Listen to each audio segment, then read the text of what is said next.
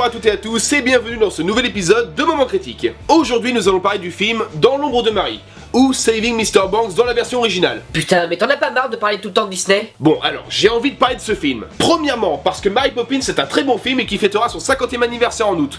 Et donc c'est plus que justifié pour parler d'un film qui parle de l'envers du décor. Deuxièmement, parce que la société Disney en a tellement racheté d'autres que maintenant une bonne partie des films sont liés de près ou de loin à cette compagnie. Et troisièmement, parce que t'aurais préféré que je parle de ce film-là?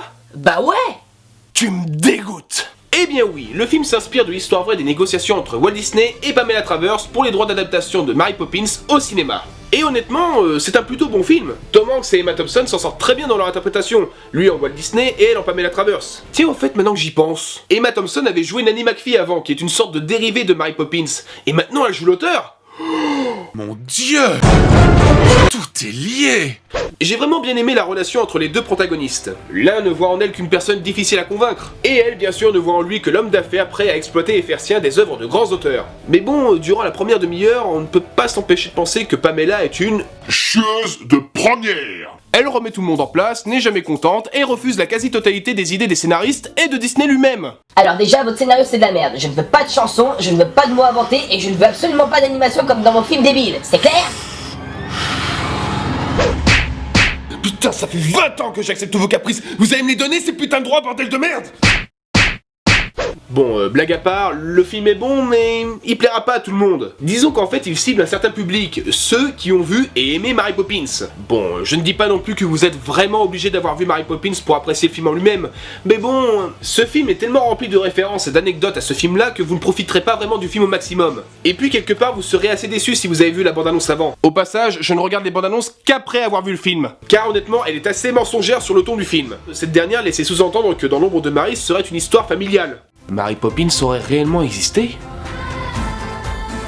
Ce ne sont pas les enfants qu'elle est venue sauver, mais leur père. Votre père.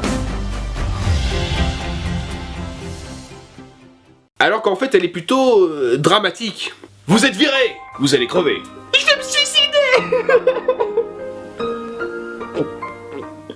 Mais bon, je dirais que c'est tant mieux. J'ai vraiment apprécié que le film prenne cette tournure, surtout que l'auteur du livre a réellement eu une enfance difficile. Les personnages de Mary Poppins sont tellement liés à son vécu qu'elle a peur de toute mauvaise réinterprétation, et donc de ce que peut en faire Disney. Non mais je vous assure, on a vraiment l'impression durant tout le film qu'elle va signer un pacte avec le diable. Signe! Mais bon, quelque part, c'est compréhensible, mais pour en parler, je serais obligé de spoiler, donc... rendez-vous dans la boîte magique. Pour parler d'autre chose, il y a aussi une chose qui est intéressante. C'est de voir à quel point Mary Poppins avait aussi de l'importance pour Walt Disney. Et pas seulement par rapport à la promesse qu'il a faite à ses filles. Ben, 20 ans de patience pour avoir les droits, tu m'étonnes que ça a de l'importance pour lui. Pas faux. Et de ce que je peux vous dire sans trop spoiler, c'est que c'est en rapport avec le personnage de Monsieur Banks. Et c'est d'ailleurs grâce à ce point commun que les deux protagonistes arriveront à se comprendre.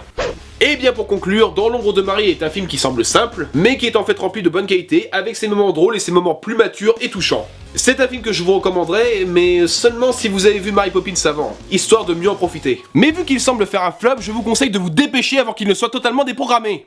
Et bien voilà, la critique touche maintenant à sa fin, j'espère que cela vous aura intéressé. Je vous donne rendez-vous très prochainement pour une nouvelle critique, et d'ici là, eh bien...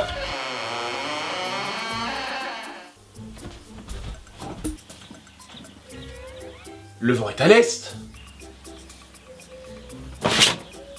Mais qu'est-ce que ça fout là?